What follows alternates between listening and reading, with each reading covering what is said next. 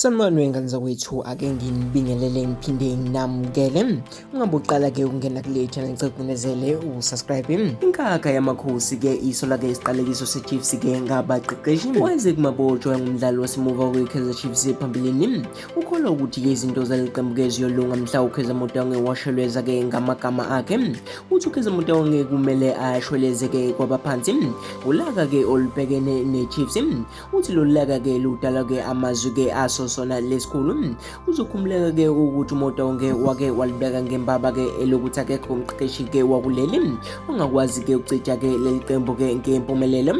Weqisa-ke amazwi-ke emdala ngesikhathi ethi akekho umqeqeshi komnyama-ke ongaqeqesha-ke iKaizer Chiefs, kusho-ke uMabotsa. Ngibona ukuthi-ke lokhu kwaba isiqalekiso-ke njengoba-ke abaqeqeshi abamnyama-ke befika-ke behluleke nje ukuletha impumelelo-ke edingwa yiqembu-ke kuze kube manje. Washo-ke lamagama aqede-ke waqasha-ke uSteve owafika wahluleka, izinto-ke zambhedela. Baningi-ke nabanye-ke abaqeqeshi-ke abamnyama kasebezamile kodwa-ke behluleka.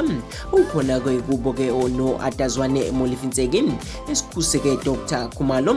Bonke-ke labaqeqeshi-ke abamnyama-ke bahluleka ngemuva kokuthi-ke ikhulume-ke amazwi-ke angemahle neze. Uchaza-ke uMabotsa uthi ngaphambi kokuthi-ke kuphume-ke lamazwi babe khona-ke abaqeqeshi abamnyama-ke abalicija-ke leli qembu futhi-ke baphumelela. Ngaphambilini-ke abaqeqeshi abamnyama-ke baphuma-ke nempumelelo kwiChiefs, lapho-ke sibala-ke oJoseph-ke Sekholti, uShaka Ngcobo-ke, Christy-ke Ngcobo, Elkam-ke Pro Khumalo, Wesman-ke Ngcobo, Nelson-ke Teenage Dlala, Rider-ke Mofukeng, uJackie-ke Masiki kanye-ke noJackie Chamangwana.